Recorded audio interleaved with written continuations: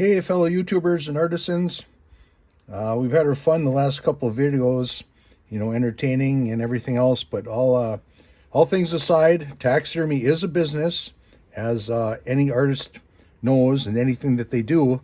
And this one will be a little more serious. It's going to be a short one, but this is going to go down the road into our questions and answers about taxidermy.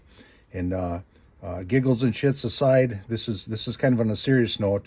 I've been at this a long time. I've dealt with a lot of clients of all walks of life, not judging one human over another or anything, but like the title says, you need to cover your butt when you accept a fish. And the first thing I want to tell you is, no matter what the circumstances, how bad you want the business, how much you want to beat the other taxidermists, how much you want to prove yourself, do not accept a fish that is frozen and wrapped up in 5 layers of towels. And your client probably means well. He's trying to protect the fish as instructed, to protect the fins and avoid maybe a scale loss like we have here or whatever. But do not accept a fish that's wrapped up like that, because if you're charging by the inch on a fish, and trust me, like I said, I've dealt with a lot of people, and I'm really trying to build credibility on this channel, as well as being kind of a goof and bringing some entertainment to it. But anyways, do not accept a fish that you're charging by the inch with. If the guy says it's 14 inches and you bill him for a 14-inch fish, say it's a crappie, and that fish is, 16 inches, whatever. He wants a 16-inch fish back, but he wants to pay the 14-inch price, right? So you have to have that fish in front of him, her, your customer, whoever it is. You have to actually lay that fish out. And when you have a fish, whether in the freezer or not, tell them that it needs to be thawed out, or somewhat thawed out. And otherwise you'll have to have him hanging around the taxidermy shop while you go throw it in some lukewarm water. Might take 20 minutes, 15 minutes, half an hour. That is your time. So tell them, okay, that's great. I'm glad you protected your fish, but please bring it in ice, thawed out. Okay, not unthawed, because unthawed is not really a word. Thawed out. So in front of your client, cover your butt. So, okay, tip of the jaw, you pinch the tail, then you agree. Okay, 15.5 inches long, right? Okay, right. Then you bill your client for, if you're doing it by length or however you're going to do it, run your business, you charge him by that length, 15.5 inches times whatever you're charging. So you're both in agreement. That is the length of your fish, total length, right? Otherwise, like I said, I'm going to repeat myself again on this, and this is some very, very, very important information if you're doing fish taxidermy, and you can see by how amped up I get about this. I was burned many, many times, and I just want to pass this along to you so that doesn't happen to you.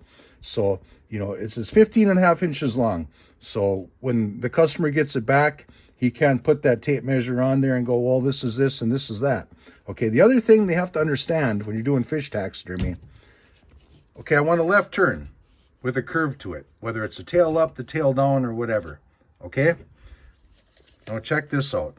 And a nylon tape measure for this from a craft store is a lot better than my tape measure, but I just happen to have this here, and I want to prove my point. Okay, this is inside curve on your fish. Okay,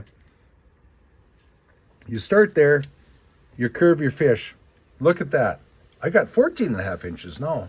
Crazy, huh? Because our fish isn't flat. Little geometry lesson. Okay, outside curve. Okay, your fish is curved again. Now what do we have? 16.5 inches. Okay, so they need to understand that. So mutual agreement from the very beginning. Your fish is 15.5 inches long. Again, inside curve, 14.5. Outside curve, 15.5. That's if your fish is like this. So cover your butt on that by all means. Just it's that is crucial to this kind of work. Okay, the next thing you need to do is you have to pattern this fish. And for you as a taxidermist, it serves you a couple different purposes. If you're going to carve your own body off of this fish, this is going to give you a good reference when you use your foam.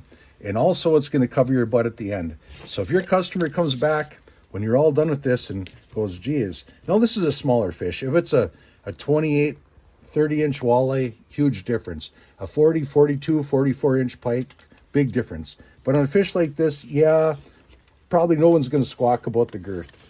But you need to have that tape measure wrapped around there and go, okay, we have got 11 inches, okay? And a nylon tape measure for this would be a lot better, but this is what I was saying, demonstrate. Demonstrate where I'm going with this. And like I said, I want to build credibility on this channel too, not just be known as a jokester and a goofster, because this stuff really has in business. That has hurt me through the years. And it's not just financially, but it's in the world of taxidermy, even today, especially today with the world of technology and everything, Facebook and all this stuff, that's your best advertising is word of mouth. So you have to make sure you're spot on with this when you're doing stuff for people. And basically that's the reason I don't need that stress. I don't need that pressure anymore. I don't do any local work for folks anymore. I don't accept any business. I like to go out in the woods and harvest my own stuff, and I like to sell it just because I have the knowledge of doing it that way. In this day and age, knowledge is power.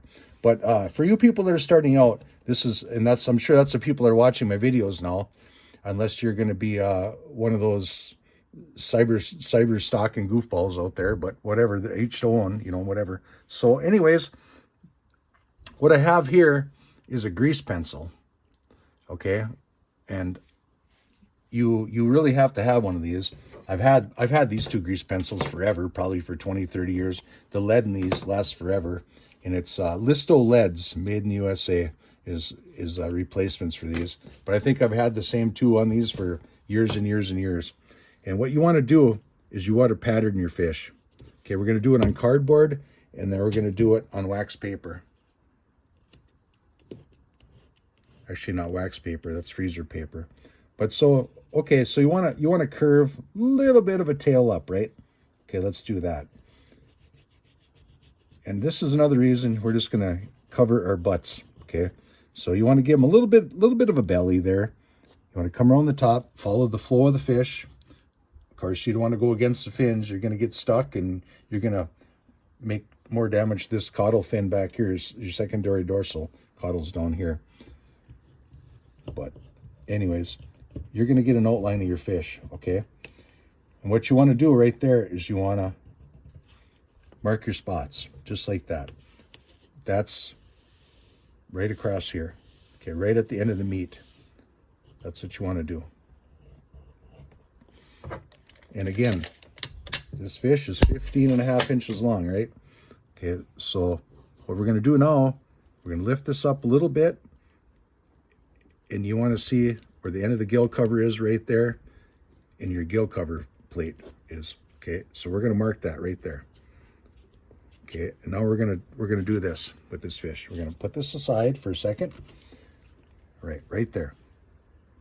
You want to figure that your throat latch comes down like this on a bass. I like to make this a little bit bigger because you can always knock this down when you're carving in your foam. Okay, and there's your pattern, your fish right there, right? Okay, right here.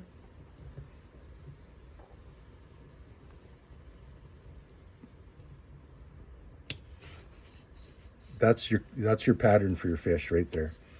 Okay, and the next thing you want to do on your pattern, so if your customer ever comes back and says, no, mine is like this, okay, 15.5 L. You got it, 15.5 inch L. Here to here. And this is just your pattern. So you can lay that up on that mount, whether it's an inside curve, it's a reverse curve, however you're going to do it. You've got it. The next thing you want to do is also, you can use a calipers. If we want to drop the $10 for a calipers, but just for right now, just for the principle of getting this video done, I just want to show you that you can use a heavy gauge wire that's flexible like this, okay? And you want to just run this right here. We're a little bit big. Okay, we're going to drop that right on there, just like that. So we're sliding. Okay, that's the thickness of your bass right there. Right over the top. You see that? All right, so we're just going to add maybe 1/4 of an inch to that. No more than that. That's what we got. So this bass is 2¼ inches. We're going to say it's 2½ inches thick. 2 1/2 T. Okay, that's how thick your fish was. 15 long. Now, if this is a bigger fish, you could do measurements here, here, and here. And for a carver that's doing his own fish out of foam, that's what you want to do. You probably want to do it in 4 places, especially when your fish gets more than 24 inches and longer than that. But that's a good reference for you as a carver, and you're still covering your butt.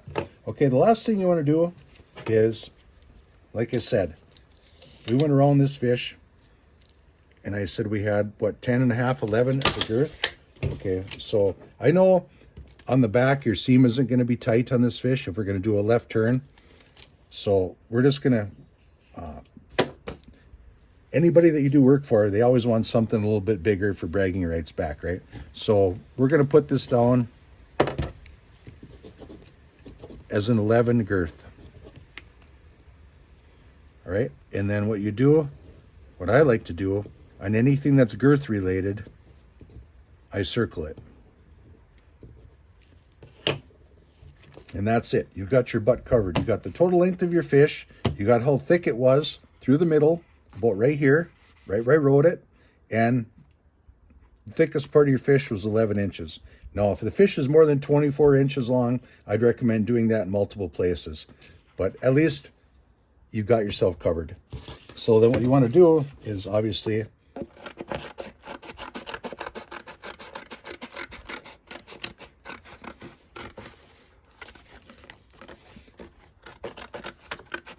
this is your pattern. You can lay this up against your foam, and that'll be future videos how to carve a mannequin out of basically floral foam, yeah. But there you go. So you got your fish pattern, and you can see if you lay that on there. All right, we've got pretty much what we need, and this is actually going to be a little bit bigger than the fish was. But like I said, you can give them a little more belly if you can always go bigger with your foam, and you can narrow it down as you go. But you can never really add more on to your styrofoam. So that's one way of doing it. Okay, second way of doing it, we're going to put this on freezer paper. And why I said to put on freezer paper is I just want to show you, if you had a Sharpie and you got all this water and stuff on here, a Sharpie is going to skip and it's not going to work. But look at this. Okay, with a grease pencil, you can do the same thing. You can mark out your fish, come around, and again, knock out where that tail is, collarbone, bring that around like this, bring in your throat latch. There you go, you got it. And again, 15½ long, okay? And you could even do that right in front of your customers, so you guys are on agreement with what your fish is. So just a little information. Sorry for the flies. We have the door open. Beautiful day out. Yeah, it's beautiful day. It's Mother's Day. I had this fish in the freezer for a long time. A year or two, had it wrapped correctly. My little personal project here, but I just want to pass that information along to you. That, I mean, that's basically how you got to do it. You know, just to cover your butt. And this at the same time to give you some good reference to make your own foam mannequin. And if a customer ever comes in and they obviously want a 16-inch fish, if you're charging by the inch for a 14-inch price, it's going to happen all the time. Not dissing any fishermen out there or people that want something, but this day and age, I mean, everybody wants a discount and something like that. And I'm not telling you how to run your business, but this is one thing after dealing with many people that I have found out that do not accept a fish to review. Don't accept a fish that's frozen and wrapped up. And if you do, just realize your time is valuable. You're going to have to sit and entertain that client, whatever you have to do for 20, 30 minutes, 15 minutes, and put that fish in hot water. But then again, you know, if you're dealing with hot water, your decay and rot is subject right there. And you'll have to pull that fish out and show them. So basically tell them, they phone call, they text you, whatever they're going to do, say you'd like to see that fish thawed out and protected the best you can. If you got to tell them over the phone how to protect their fish or whatever, they bring it in, boom, you can put it on a piece of paper just like this. You can draw it out and say, are we in agreement? Write them up the slip that you have to have. And also, when it comes to fish business, cover your butt. When they come in, tell them that you need a deposit. And you can run your business any way you want, but it is for a long time. You need money down. 50% preferable, but whatever you want to cover your cost of running your shop, your studio. It's not cheap. Yeah. And the second thing is make sure they have their fishing license with them. You got to have that documentation this day and age, and you always have. I mean, so you got to have money and documentation of their license or whatever, even if it's kids' first fish. Make sure you get that license number and follow your local statutes and all that on that. But I'm just saying that's what you got to do, is make sure you have your numbers to cover your butt on this fish, your financial end of it, and your legal documents. So thanks for watching. And like I said, we want to run some credibility through this business. It's not all goofy, stupid jokes and humor and whatever. But We still like to have fun, though. We do like to have fun. But this is one thing from a guy that's done this for a long time. And we have noticed with YouTube, I've been watching a lot of stuff lately, and I've noticed that, people that are up there in age, they've got some wisdom to share. And if you're a young person interested in this kind of stuff and you want to run a business like this successfully, I wish I would have known this when I was 18, 20, 25, even 30 years old, stubborn Finlander. Even when I was 35, I probably wouldn't learn. But if I'd have probably seen this from somebody that was older, maybe I would have, without having to go through the school of hard knocks. So please like, share, and subscribe. This takes away from my production time in the shop, to share this kind of stuff, but I do want to pass this on. I want taxidermy to be a ongoing tradition, and, skin mount fish there's very few people that still do it. It's all replicas. Yeah, if everybody can catch up and they want to learn how to do this, jump in there, comment me. I'll be glad to help you out. We're going to do some question and answer stuff down the road, some more cover your butt stuff. We're gonna share some stuff in the taxidermy world that I've been through all of it, basically everything, just about. So I want to share that, pass on that wisdom, as well as build a little camaraderie, I guess, with some folks out there. So thanks again for watching, and until the next one, it'll be joke time.